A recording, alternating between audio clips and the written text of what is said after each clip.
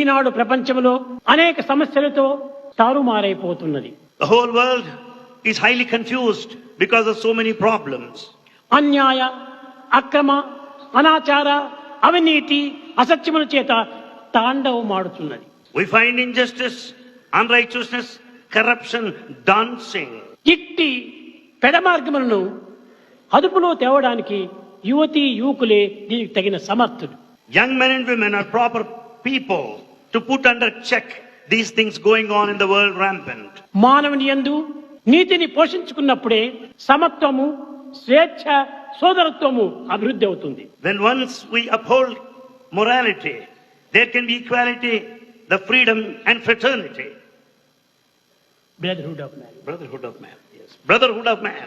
కనుకనే నీతి అనేటువంటిది జగత్తుకు ఎంతైనా ప్రధానమైన జాతి. Therefore, morality is most essential for this world.